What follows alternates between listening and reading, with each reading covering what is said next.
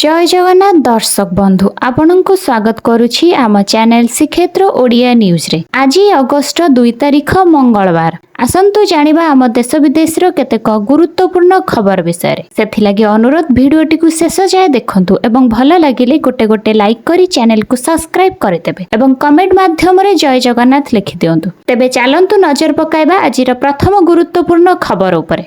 Website रे श्रीमंदिर दर्शन को नहीं फेक तथ्य। सिंहद्वार थाना रे एतला होईछि श्रीमंदिर प्रशासन। श्रीमंदिर रे स्वतंत्र दर्शन पाई देय रहिथिबा नै इंडिया फ्रिल्स नामक वेबसाइट रे रहिछि फेक तथ्य। एने श्रीमंदिर प्रशासन तरफ श्रीमंदिर सुरक्षा प्रशासक एतला दैछन्ति। श्रीमंदिर रे दर्शन पाई कोनोसी देय नाही बोली स्पष्ट करिसंती श्रीमंदिर सुरक्षा प्रशासक। वेबसाइट रे फेक तथ्य। श्रीमंदिर दर्शन पाई निर्दिष्ट देय विषय रे तथ्य देइछि इंडिया फ्रिल्स वेबसाइट। दोषी को चिन्हट करबा एवं सेमानंक विरुद्ध रे आईनगत कार्यानुष्ठान ग्रहण करबा पाई पदक्षेप निया जाउ अछि। श्रीमंदिर प्रशासन तरफ श्रीमंदिर सुरक्षा प्रशासक देइछन्ती एतला। तदंतकारी अधिकारी भाबरे डेप्यूटी एसपी संघमित्रा नायक दायित्व नेइछन्ती। महिला को एकाथरे मिलिबो 20,000 टंका। सुभद्रा टंका पाई नथिले चिंतारे पड़ंतुनी। जो माने सुभद्रार तृतीय किस्ती टंका पाई नाहंती सेमानंकु मिलिबो एका थरे 20,000 टंका। सुभद्रार तृतीय किस्तीर टंका राखी पूर्णिमा दिन किछि महिलांकु मिलिथिबा बेले आउ किछि महिलांकु ए पर्यंत सुभद्रा टंका मिलिनी। एहाकु नै चिंतारे अछंती लक्ष लक्ष महिला। तेबे चिंता करिबार कोनोसी आवश्यक नाही, कारण पुणी थरे खोलिबो सुभद्रा पोर्टाल। जदि आपण माने योग्य हिताधिकारी सुभद्रा टंका पाइबार वंचित अछंती तेबे आपण सुभद्रा पोर्टाल माध्यम रे अप्लाई करि परिबे एवं सीधा सड़क 20,000 टंका पाई परिबे। एवं जेउ माननकु 21 वर्ष होई गलानी सेमाने मध्य सेमानकर उपयुक्त प्रमाण पत्र देई सुभद्रा पोर्टाल ले अप्लाई करी लाभ उठाई परिबे। आगकू आसीबाकू जाउछि पीएम किसान रे 21तम किस्ती 2,000 टंका।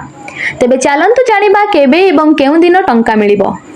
एई किछि दिन हेबो पीएम किसान 20तम किस्ती समस्त योग्य हिताधिकारी चाषी को मिली सारिछि।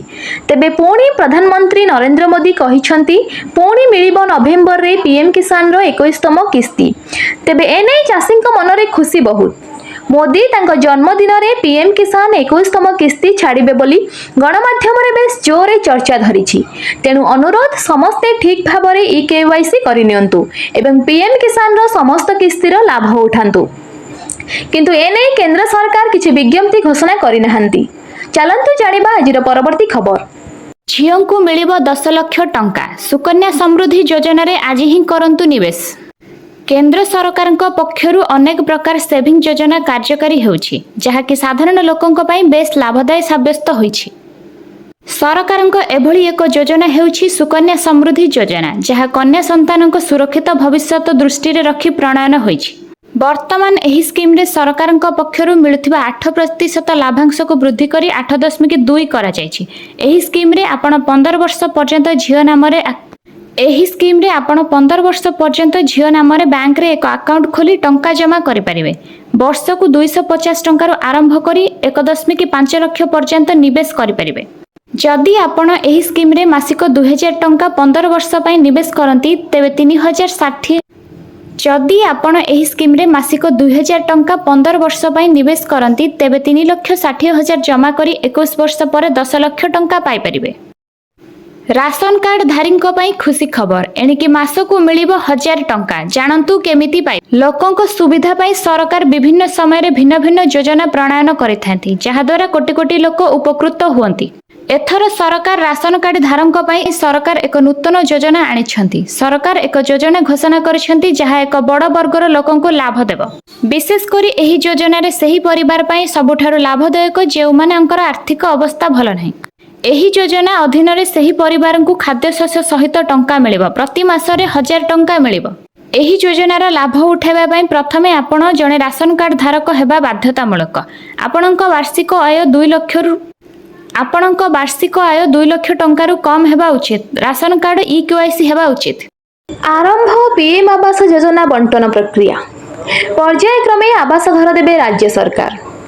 ଆମର ପ୍ରଧାନମନ୍ତ୍ରୀ ନରେନ୍ଦ୍ର ମୋଦିଙ୍କ ଜନ୍ମଦିନ ଉପଲକ୍ଷେ ଦିଆଯିବ ପିଏମ୍ ଆବାସ ପକ୍କା ଘର। ପ୍ରଧାନମନ୍ତ୍ରୀ ଆବାସ ଯୋଜନାରେ ଘର ଖଣ୍ଡେ ପାଇବାକୁ ଅପେକ୍ଷା କରିଥିବା ଲକ୍ଷ ଲକ୍ଷ ଗରିବ ପରିବାରଙ୍କ ପାଇଁ ଆସିଛି ଖୁସି ଖବର। ନଭେମ୍ବର ମାସରୁ ଆରମ୍ଭ ହେବ ପିଏମ୍ ଆବାସ ଯୋଜନା ବଣ୍ଟନ ପ୍ରକ୍ରିୟା। ପର୍ଯ୍ୟାୟକ୍ରମେ ଦିଆଯିବ ଆବାସ ଘର। ଭାଗ ହୋଇଥିବା ଏବଂ ଭିନ୍ନକ୍ଷମ ହିତାଧିକାରୀଙ୍କୁ ମଧ୍ୟ ଘର ଦେବେ ସରକାର। ଏହାସହ ପ୍ରଧାନମନ୍ତ୍ରୀଙ୍କ ଜନ୍ମଦିନ ଅବସରରେ ଅନ୍ତୋଦୟ ଯୋଜନାରେ ହିତାଧିକାରୀଙ୍କୁ ଘର ବାଣ୍ଟିବେ ସରକାର। ପରେ ପର୍ଯ୍ୟାୟକ୍ରମେ ଘର ପାଇବେ ସମସ୍ତ ହିତାଧିକାରୀ। ପୁଣି ସୁନା ଦର ଉପରମୁହାଁ କମିବାର ନାମ ନେଉନି, ଦିନକୁ ଦିନ ବଢ଼ିବାରେ ଲାଗିଛି ସୁନା ଦର। ଆଜି 22 କ୍ୟାରେଟ୍ ସୁନାର ଦାମ ପ୍ରତି 10 ଗ୍ରାମ ପିଛା 850 ଟଙ୍କାକୁ ବୃଦ୍ଧି ପାଇ 97,050 ଟଙ୍କା ଥିଲାବେଳେ 24 କ୍ୟାରେଟ୍ ସୁନା 10 ଗ୍ରାମ ପିଛା 940 ଟଙ୍କା ବୃଦ୍ଧି ପାଇ 1,05,880 ଟଙ୍କା ହୋଇଅଛି। ଏଣିକି ସୁନା ଦର ବଢ଼ିବା ଦ୍ୱାରା ଓଡ଼ିଶାବାସୀ ଚିନ୍ତାରେ ଭାଙ୍ଗି ପଡ଼ିଲେଣି। କିନ୍ତୁ ପେଟ୍ରୋଲ ଦର ସାମାନ୍ୟ ହ୍ରାସ ପାଇଥିବା ବେଳେ ଡିଜେଲ ଦର କୌଣସି ପରିବର୍ତ୍ତନ ହୋଇନି ବୋଲି ଜଣାପଡ଼ୁଛି। ତାହେଲେ ପେଟ୍ରୋଲ ଲିଟର ପିଛା 102 ଟଙ୍କା 3 ପଇସା ଥିଲାବେଳେ ଡିଜେଲ ଲିଟର ପିଛା 94 ଟଙ୍କା 6 ପଇସା ରହିଛି। ଚାଲନ୍ତୁ ଜାଣିବା ଆଜିର ପରବର୍ତ୍ତୀ ଖବର। ସୁଧୁରୁଛି ଭାରତ ଓ ଚୀନ ସମ୍ପର୍କ। ଆମେରିକାକୁ ଜବାବ ଦେବାକୁ ଏକାଠି ହେଲାଣି ଏସିଆର ଏହି ଦୁଇ ସବୁଠୁ ଶକ୍ତିଶାଳୀ ଦେଶ। ଚୀନର ତିଆଜିନ୍ ସହରରେ ସଂଘାଇ ସହଯୋଗ ସଂଗଠନ ଶିଖର ସମ୍ମିଳନୀ ଅବସରରେ ଚୀନ ରାଷ୍ଟ୍ରପତି ସି ଜିନପିଙ୍ଗ ଓ ପ୍ରଧାନମନ୍ତ୍ରୀ ମୋଦିଙ୍କ ମଧ୍ୟରେ ସାକ୍ଷାତ ହୋଇଛି।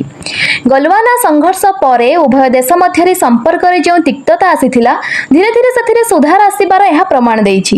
ଉଭୟ ନେତାଙ୍କ ମଧ୍ୟରେ 50 ମିନିଟ୍ ଧରି ବୈଠକ ବସିଥିଲା। ଏହି ସାକ୍ଷାତ ଅବସରରେ ଉଭୟ ଦେଶ କିଛି ଗୁରୁତ୍ୱପୂର୍ଣ୍ଣ ପ୍ରସଙ୍ଗରେ ସହମତ ହୋଇଛନ୍ତି। ସେପଟେ ରୁଷ ରାଷ୍ଟ୍ରପତି ଭ୍ଲାଦିମିର ପୁଟିନଙ୍କ ସହ ପ୍ରଧାନମନ୍ତ୍ରୀ ମୋଦିଙ୍କ ସାକ୍ଷାତ କାର୍ଯ୍ୟକ୍ରମ ରହିଛି। ସୁଧୁରୁଛି ଭାରତ ଓ ଚୀନ ସମ୍ପର୍କ। ଆମେରିକାକୁ ଜବାବ ଦେବାକୁ ଏକାଠି ହେଲେଣି ଏସିଆର ଏହି ଦୁଇ ସବୁଠୁ ଶକ୍ତିଶାଳୀ ଦେଶ। ଚୀନର ତିଆଜିନ୍ ସହରରେ ସଂଘାଇ ସହଯୋଗ ସଂଗଠନ ଚୀନର ତିଆଜିନ୍ ସହରରେ ସଂଘାଇ ସହଯୋଗ ସଂଗଠନ ଶିଖର ସମ୍ମିଳନୀ ଅବସରରେ ଚୀନ ରାଷ୍ଟ୍ରପତି ସି ଜିନପିଙ୍ଗ ଓ ପ୍ରଧାନମନ୍ତ୍ରୀ ନରେନ୍ଦ୍ର ମୋଦିଙ୍କ ମଧ୍ୟରେ ସାକ୍ଷାତ ହୋଇଛି। ଗଲୱାନ ସଂଘର୍ଷ ପରେ ଉଭୟ ଦେଶ ମଧ୍ୟରେ ସମ୍ପର୍କ ଯେଉଁ ତିକ୍ତତା ଆସିଥିଲା, ଧୀରେ ଧୀରେ ଏଥିରେ ସୁଧାର ଆସିବାର ପ୍ରମାଣ ଦେଇଛି। ଉଭୟ ନେତାଙ୍କ ମଧ୍ୟରେ 50 ମିନିଟ୍ ଧରି ବୈଠକ ବସିଥିଲା। ଏହି ସାକ୍ଷାତ ଅବସରରେ ଉଭୟ ଦେଶ କିଛି ଗୁରୁତ୍ୱପୂର୍ଣ୍ଣ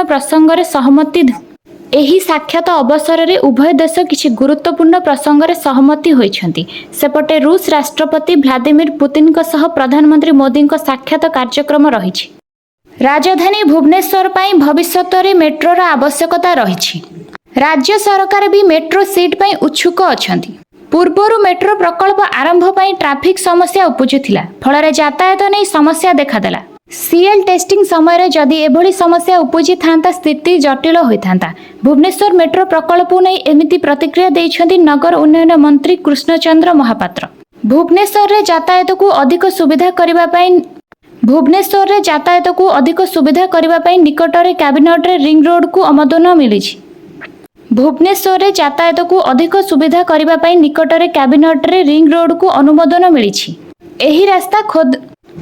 ଏହି ରାସ୍ତା ଖୋର୍ଦ୍ଧାରୁ ଭୁବନେଶ୍ୱର କଟକ ଦେଇ ଟାଙ୍ଗୀରେ ଶେଷ ହେବ। ଏହି 6 ଲେନ୍ ରାସ୍ତା କେବଳ ଭୁବନେଶ୍ୱର, କଟକ, ଖୋର୍ଦ୍ଧା ନୁହେଁ, ସାରା ଓଡ଼ିଶା ପାଇଁ ସୁବିଧା ହେବ। ଏହାପରେ ସରକାର ଏକ ଟେକ୍ନିକାଲ ଟିମ୍ ମଧ୍ୟ ଗଠନ କରିଛନ୍ତି। ବିଭିନ୍ନ ଜାଗାକୁ ଯାଇ ସ୍ଥିତି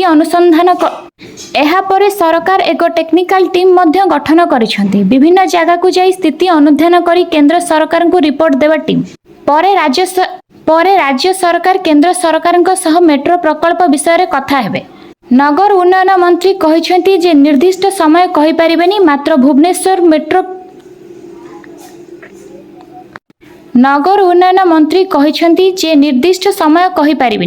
ମାତ୍ର ଭୁବନେଶ୍ୱର ମେଟ୍ରୋପଲିଟାନ୍ ସିଟି ଏବଂ ଏଠାରେ ମେଟ୍ରୋର ଆବଶ୍ୟକତା ରହିଛି। ଭବିଷ୍ୟତରେ ମେଟ୍ରୋ ମଧ୍ୟ ହେବ ବୋଲି କହିଛନ୍ତି ନଗର ଉନ୍ନୟନ ମନ୍ତ୍ରୀ। ରବିବାର ଅଗଷ୍ଟ 31 ତାରିଖ ବିଳମ୍ବିତ ରାତିରେ ଆଫଗାନିସ୍ତାନରେ ଘଟିଥିବା ଭୂମିକମ୍ପ ଧ୍ୱଂସକାରୀ ସାବ୍ୟସ୍ତ ହୋଇଛି। ପାକିସ୍ତାନ ସୀମା ନିକଟରେ ପୂର୍ବ ଆଫଗାନିସ୍ତାନରେ ହୋଇଥିବା ଏହି ଭୂମିକମ୍ପର ତୀବ୍ରତା ରିକ୍ଟର ସ୍କେଲରେ 6.0 ଥିଲା। ରାତିରେ ଭୂମିକମ୍ପ ହୋଇଥିବାରୁ ମୃତ୍ୟୁ ସଂଖ୍ୟା ଅଧିକ ଥିବା କୁହାଯାଇଛି। ତାଲିବାନ ସରକାରଙ୍କ ଜଣେ ମୁଖପାତ୍ରଙ୍କ ଅନୁଯାୟୀ ଏହି ଶକ୍ତିଶାଳୀ ଭୂମିକମ୍ପରେ ମୃତ୍ୟୁ ସଂଖ୍ୟା 800ରୁ ଅଧିକ ହୋଇଛି। ଏହା ବ୍ୟତୀତ ହଜାର ହଜାର ଲୋକ ଆହତ ହୋଇଛନ୍ତି। ଏହା ସହିତ ବହୁମୂଲ୍ୟ ସମ୍ପତ୍ତିର କ୍ଷତି ଘଟିଛି। ଗତକାଲି ନୂଆ ଏନ୍ଏସି ଏବଂ ମ୍ୟୁନିସିପାଲିଟି ନେଇ ମୁଖ୍ୟମନ୍ତ୍ରୀ ମୋହନ ଚରଣ ମାଝୀ ଘୋଷଣା କରିବା ପରେ ଏବେ ଏହାକୁ ସରକାରକୁ ଟାର୍ଗେଟ କରିଛି ବିଜେଡି। ବିଜେଡି ନେତା ଆଜି ସାମ୍ବାଦିକ ସମ୍ମିଳନୀ କରିବା ସହିତ ମୋହନ ସରକାରଙ୍କୁ ଶବ୍ଦର ତୀରରେ ଆକ୍ରମଣ କରିଛନ୍ତି। ବିଜେଡି ନେତା କହିଛନ୍ତି, ପୂର୍ବତନ ମୁଖ୍ୟମନ୍ତ୍ରୀ ନବୀନ ପଟ୍ଟନାୟକ 56ଟି ଏନ୍ଏସି ଘୋଷଣା କରିଥିଲେ। ଜନସଂଖ୍ୟା ସହ ଯେଉଁ ପାରାମିଟର ରହିଛି ସେହି ଆଧାରରେ ଘୋଷଣା କରିଥିଲେ ନବୀନ ପଟ୍ଟନାୟକ। ସେତେବେଳେ ଜିଲ୍ଲାପାଳଙ୍କୁ ରିପୋର୍ଟ ଅନୁସାରେ ଏହି ଘୋଷଣା କରାଯାଇଥିଲା। କିନ୍ତୁ ବର୍ତ୍ତମାନ ସରକାର ଯେଉଁ ପୂର୍ଣ୍ଣ ଘୋଷଣା କରିଛନ୍ତି ସେଥିରେ 16ଟି ଜିଲ୍ଲା 42ଟି ଏନ୍ଏସି ବାଦ୍ ପଡ଼ିଛି ବୋଲି ବିଜେଡି ନେତା କହିଛନ୍ତି। ଅନ୍ୟପଟେ ବର୍ତ୍ତମାନ ସରକାର ଯେଉଁ 28ଟି ଘୋଷଣା କରିଛନ୍ତି ସେଥିରେ ପୂର୍ବ ଘୋଷଣାର ମାତ୍ର 12ଟି ଏନ୍ଏସି ସ୍ଥାନ ପାଇଛି। ତେଣୁ ପୂର୍ବରୁ ଘୋଷଣା ହୋଇଥିବା 42ଟି ଏନ୍ଏସିକୁ ତୁରନ୍ତ ସରକାର ବିଚାରକୁ ନିଅନ୍ତୁ ବୋଲି ବିଜେଡି ନେତା ଦାବି କରିଛନ୍ତି। ଏହାସହ ପୁନଃ ଘୋଷଣା କରିଥିବା ସମସ୍ତ ଏନ୍ଏସିକୁ ତୁରନ୍ତ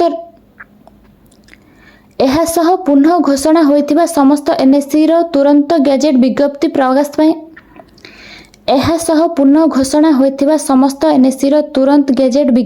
ପ୍ରକାଶ ପାଇଁ ବିଜେଡି ଦାବି କରିଛି। ଏହାସହ କଣ୍ଟାବାଞ୍ଜିକୁ ଏନ୍ଏସିରୁ ମ୍ୟୁନିସିପାଲିଟି ପାଇଁ ନବୀନ ପଟ୍ଟନାୟକ ଘୋଷଣା କରିଥିଲେ। ସରକାର ଏ ଦିଗରେ ପଦକ୍ଷେପ ନିଅନ୍ତୁ। ସରକାର ଏହା ନ କଲେ ବିଜେଡି ରାଜରାସ୍ତାକୁ ଆସିବାକୁ ବାଧ୍ୟ ହେବେ ବୋଲି କହିଛନ୍ତି ବିଜେଡି। ବିଜେଡି ଅଭିଯୋଗ କରିଛି, ସରକାର ଲୋକଙ୍କ ସମସ୍ୟାକୁ ଗୁରୁତ୍ୱ ଦେଉନାହାନ୍ତି,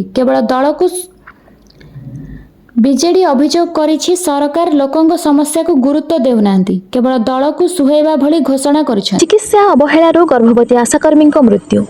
ରାଜରାସ୍ତାରେ ମୃତଦେହ ରଖି ପରିବାର ଓ ଗ୍ରାମବାସୀଙ୍କ କ୍ଷତିପୂରଣ ଦାବି। ନବରଙ୍ଗପୁର ଉମରକୋଟ ସ୍ୱାସ୍ଥ୍ୟକେନ୍ଦ୍ରରେ ଘଟିଛି ଗୋଟିଏ ଅଭାବନୀୟ ଘଟଣା। ପ୍ରସବ ପାଇଁ ଉମରଗଡ଼ ଉପଖଣ୍ଡ ସ୍ୱାସ୍ଥ୍ୟକେନ୍ଦ୍ରରେ ଭର୍ତ୍ତି ହୋଇଥିବା ବାସନୀ ଗାଁ ଆଶାକର୍ମୀ ଦୟମତୀ ଭର୍ତ୍ତାଙ୍କ ଚିକିତ୍ସାଧୀନ ଅବସ୍ଥାରେ ମୃତ୍ୟୁ ହୋଇଛି। ଗତକାଲି ଅପରାହ୍ନରେ ଅମରକୋଟ ଉପଖଣ୍ଡ ସ୍ୱାସ୍ଥ୍ୟକେନ୍ଦ୍ରରେ ଭର୍ତ୍ତି ହୋଇଥିଲେ। ତାଙ୍କୁ ଉପକଣ୍ଠ ସ୍ୱାସ୍ଥ୍ୟକେନ୍ଦ୍ରରେ 3 ଘଣ୍ଟା ଚିକିତ୍ସା କରି ପରେ ନବରଙ୍ଗପୁରକୁ ରେଫର କରାଯାଇଥିଲା। ନବରଙ୍ଗପୁର ଯିବା ସମୟରେ ରାସ୍ତାରେ ସେ ମୃତ୍ୟୁବରଣ କରିଥିଲେ। ଏହାକୁ ନେଇ ବର୍ତ୍ତମାନ ତୀବ୍ର ଉତ୍ତେଜନା ସୃଷ୍ଟି ହୋଇଛି। ଆଶାକର୍ମୀଙ୍କ ପରିବାର ଏବଂ ଭାଷା ସଂଘ ପକ୍ଷରୁ ଏହି ଘଟଣାକୁ ନେଇ ଚିକିତ୍ସା କରୁଥିବା ଚିକିତ୍ସକ ସାଗରିକା ସ୍ୱାଇଁଙ୍କୁ ଦାୟୀ କରିଛନ୍ତି। ଚିକିତ୍ସକଙ୍କର ଅବହେଳା ଯୋଗୁଁ ଅକାଳରେ ଆଶାକର୍ମୀ ମୃତ୍ୟୁ ହୋଇଥିବା କହିଛନ୍ତି। ଘଟଣା ପରେ ଉମରକୋଟ ଡିଏନ୍କେ ମେଡିକାଲ ଛକରେ ମୃତ ଆଶାକର୍ମୀଙ୍କ ଶବ ରଖି କ୍ଷତିପୂରଣ ଦାବି କରିଛନ୍ତି। ତୁରନ୍ତ ଚିକିତ୍ସକଙ୍କ ବିରୁଦ୍ଧରେ ଦୃଢ଼ କାର୍ଯ୍ୟାନୁଷ୍ଠାନ ସହ ଆଶାକର୍ମୀ ଜଣେ ସରକାରୀ କର୍ମଚାରୀ ହୋଇଥିବା ଯୋଗୁଁ କେନ୍ଦ୍ର ସରକାର ପକ୍ଷରୁ 50 ଲକ୍ଷ ଏବଂ ରାଜ୍ୟ ସରକାରଙ୍କ ପକ୍ଷରୁ 20 ଲକ୍ଷ ଟଙ୍କା କ୍ଷତିପୂରଣ ଦାବି ରଖାଯାଇଛି। ଆମେରିକାକୁ ଡାକ ସେବା ସମ୍ପୂର୍ଣ୍ଣ ଭାବେ ଭାରତୀୟ ଡାକ ବିଭାଗ ସ୍ଥଗିତ ରଖିଛି। ଚଳିତ ମାସ 22 ତାରିଖରେ ଡାକ ବିଭାଗ ପକ୍ଷରୁ $100ରୁ ଅଧିକ ମୂଲ୍ୟର ସାମଗ୍ରୀକୁ ବାଦ୍ ଦେଇ ଅନ୍ୟ ପାର୍ସଲ ଜାରି ରହିବ ବୋଲି କୁହାଯାଇଥିଲା। କିନ୍ତୁ ଏବେ ସମସ୍ତ ପାର୍ସଲକୁ ସ୍ଥଗିତ ରଖାଯାଇଛି। ଫଳରେ ଏବେ ଚିଠି, ଦସ୍ତାବିଜ ଏବଂ $100 ମୂଲ୍ୟ ପର୍ଯ୍ୟନ୍ତ ଉପହାର ସାମଗ୍ରୀ ମଧ୍ୟ ପଠାଯାଇପାରିବ ନାହିଁ। ଯୋଗାଯୋଗ ମନ୍ତ୍ରାଳୟ ପକ୍ଷରୁ ଏନେଇ ଏକ ବିବୃତ୍ତି ଜାରି କରାଯାଇଛି। ସେଥିରେ କୁହାଯାଇଛି, ପରିସ୍ଥିତି ଉପରେ ନଜର ରଖାଯାଉଛି ଏବଂ ଖୁବ୍ ଶୀଘ୍ର ସେବା ପୁନଃ ଆରମ୍ଭ ନେଇ ଉଦ୍ୟମ ଜାରି କରାଯାଉଛି। ଯେଉଁ ଗ୍ରାହକ ପୂର୍ବରୁ ସାମଗ୍ରୀ ପଠାଇବା ପାଇଁ ବୁକ୍ କରିଛନ୍ତି ଏବଂ ତାହାକୁ ପ୍ରେରଣ କରାଯାଇ ନାହିଁ, ସେ ବାବଦ ରାଶି ଫେରସ୍ତ ପାଇଁ ଦାବି କରିପାରିବେ। ବିହାରର ସମସ୍ତ ଯୋଗ୍ୟ ଭୋଟରଙ୍କୁ ନୂଆ ଭୋଟର ପରିଚୟ ପତ୍ର ପ୍ରଦାନ କରିବାକୁ ଭାରତର ନିର୍ବାଚନ କମିଶନ ICI ଯୋଜନା କରୁଛି। ଏହି ପଦକ୍ଷେପ ସ୍ୱତନ୍ତ୍ର ସଂଶୋଧନ ପ୍ରକ୍ରିୟା ICIR ପ୍ରକ୍ରିୟା ଶେଷ ହେବା ପରେ ଆରମ୍ଭ ହେବ। ଏହି ପ୍ରକ୍ରିୟାରେ ପ୍ରାୟ 7.24 କୋଟି ଭୋଟରଙ୍କର ଘରେ ଯାଞ୍ଚ କରାଯାଉଛି। ଡ୍ରାଫ୍ଟ ଭୋଟର ତାଲିକା ଅଗଷ୍ଟ 1 ତାରିଖରେ ପ୍ରକାଶ ପାଇଥିବା ବେଳେ ଚୂଡ଼ାନ୍ତ ତାଲିକା ସେପ୍ଟେମ୍ବର 30ରେ ପ୍ରକାଶିତ ହେବ। ଭୋଟରମାନେ ନୂଆ ଫଟୋଗ୍ରାଫ ଏବଂ ଗଣନା ଫର୍ମ ଜମା କରିଛନ୍ତି, ଯାହା ନୂଆ ପରିଚୟ ପତ୍ର ଜାରି କରିବା ପାଇଁ ବ୍ୟବହୃତ ହେବ। ତେବେ କମିଶନ ଏହି ନୂଆ ପରିଚୟ ପତ୍ର ଜାରି କରିବାର ସମୟ ଏବଂ ପ୍ରକ୍ରିୟା ଚୂଡ଼ାନ୍ତ କରିନାହାନ୍ତି। ବିହାରରେ ଭୋଟ ଦେବା ସହଜ କରିବା ପାଇଁ ପୋଲିଂ ଷ୍ଟେସନରେ ଭୋଟର ସଂଖ୍ୟା 1500ରୁ 1200କୁ ହ୍ରାସ କରାଯାଇଛି, ଯାହାଦ୍ୱାରା ଭିଡ଼ କମିବ। ଫଳସ୍ୱରୂପ ପୋଲିଂ ଷ୍ଟେସନର ସଂଖ୍ୟା 77,000ରୁ ବଢ଼ି 90,000କୁ ବୃଦ୍ଧି ପାଇଛି। ଏହି ପୁନଃ ସଂଗଠନ ପ୍ରକ୍ରିୟା ପର୍ଯ୍ୟାୟକ୍ରମେ ଦେଶବ୍ୟାପୀ ଲାଗୁ ହେବ ବୋଲି ଜଣାପଡ଼ିଛି। ସମସ୍ତ ଯୋଗ୍ୟ ଭୋଟରଙ୍କ ଘରେ ଯାଞ୍ଚ ହୋଇଛି। ପୋଲିଂ ବୁଥ୍ ଓ ପୁନଃ ସଂଗଠନ ପ୍ରକ୍ରିୟା ସମଗ୍ର ଦେଶରେ ଲାଗୁ ହେବ। राष्ट्रपति डोनाल्ड ट्रम्प द्वारा लागू करा जायथिबा 50% टारिफ भारत में प्रभाव पकाइबा आरंभ करिछि। भारतर एक राज्य पई बहुत क्षतिकारक प्रमाणित होइछि टारिफ। ट्रम्प को टारिफ अनेक क्षेत्र को प्रभावित करबाकू जाउछि एवं बयन शिल्प एहा द्वारा सबुठारु अधिक प्रभावित हेउथिबा जणा पडुछि। द्विगुणित टारिफ जोगु केवल तमिलनाडु बयान एवं अन्य क्षेत्र में 34,000 कोटी टंकारु अधिक क्षति सहिबार संभावना अछि। एहा अनेक लोकंक चाकरी उपरे गंभीर प्रभाव पकाइछि। तमिलनाडु मुख्यमंत्री एम.के. स्टालिन निजे एहा आकलन प्रदान करिसेंति एवं एहाकु नै गंभीर उद्योग प्रकाश करिसेंति। सांबादिक सम्मेलन रे कहिसेंति जे ट्रम्प प्रशासन द्वारा लागू करा जायथिबा आमदानी शुल्क सेमानंक राज्यर अर्थनैतिक को बड़ धरणरे प्रभावित करूछि। से स्पष्ट भाबरे कहिसेंति जे एही नीति जोगु राज्यकु 34,000 कोटी टंकार क्षति सहिबाकू पड़िछि। एही क्षति केवल आर्थिक दिगकु नुहे बरं राज्यर विभिन्न शिल्प कृषि एवं सेवा क्षेत्र में कार्यकारी करुथिबा लोकंक जीवन उपरे मध्य प्रभाव पकाइछि। तमिलनाडु रप्तानीकारींक मध्यरे अमेरिकार शुल्क चिंता बढ़ाइछि। जेउमानक पई अमेरिका दीर्घ दिन धरी एक प्रमुख रप्तानी बाजार होई आसीछि। गत आर्थिक वर्ष रे राज्य रे मोट रप्तानीर 31% अमेरिका को होइथिला, जहा जातीय हार 20% तुलना रे बहुत कम। टुडे रे एक रिपोर्ट अनुसार ट्रम्प द्वारा भारत उपरे लागू करा जायथिबा शुल्क द्विगुणित हेबा परे ऑर्डर बातिल होई सारिछि। तमिलनाडुर रप्तानी अप्रतिद्वंदी होई पड़िछि, विशेषकर बयन शिल्प, यंत्रपाति, रत्न एवं अलंकार एवं ऑटो पार्ट्स क्षेत्र में।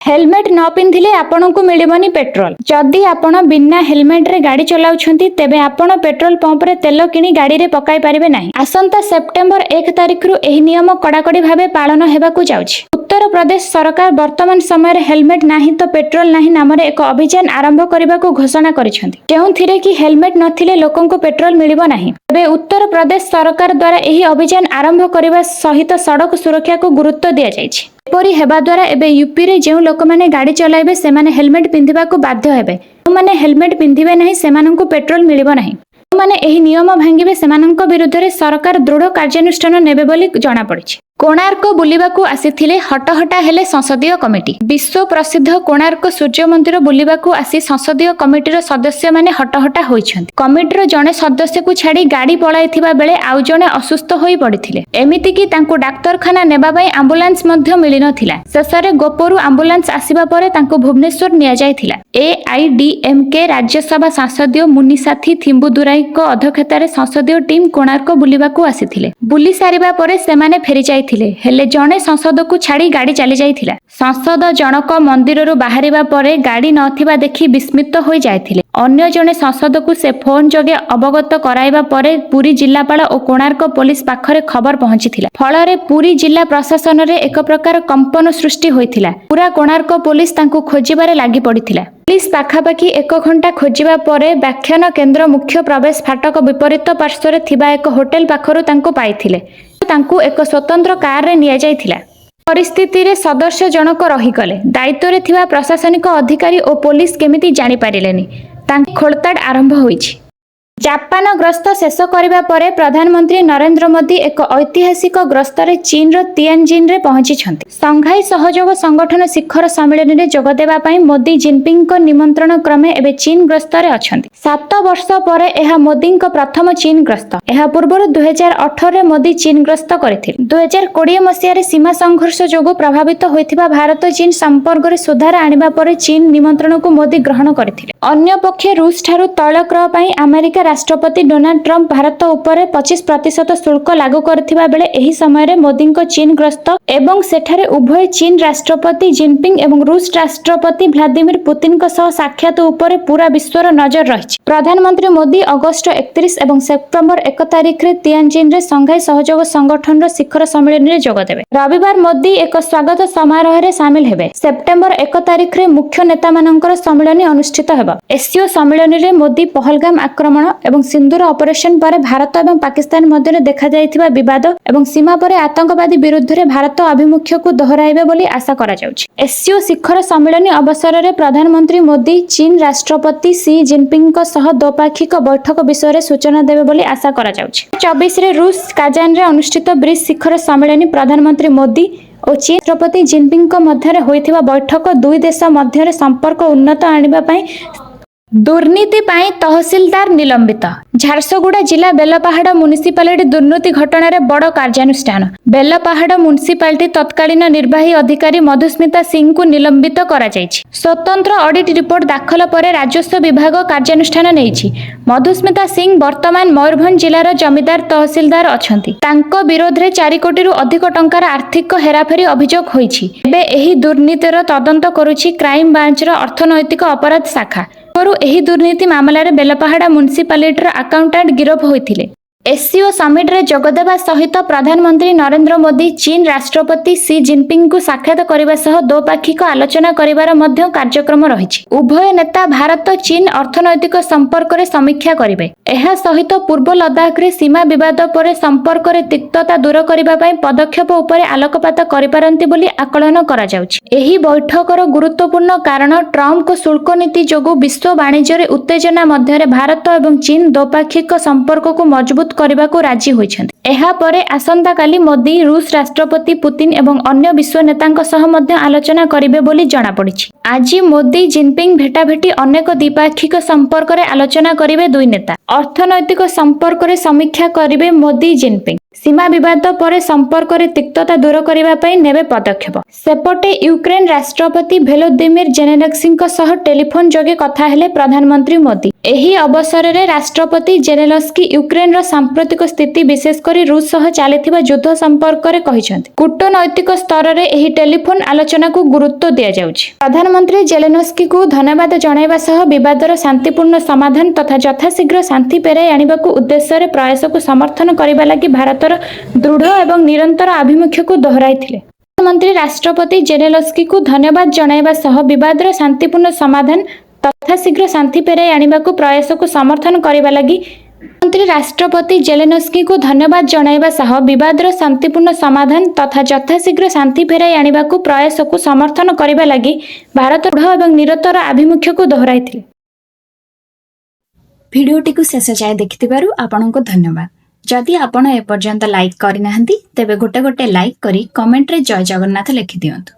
ଆଉ ପାଖରେ ଥିବା ସବସ୍କ୍ରାଇବ୍ ବଟନରେ କ୍ଲିକ୍ କରି ବେଲ୍ ଆଇକନରେ ଅଲ୍ ପ୍ରେସ୍ କରିଦିଅନ୍ତୁ। ଧନ୍ୟବାଦ।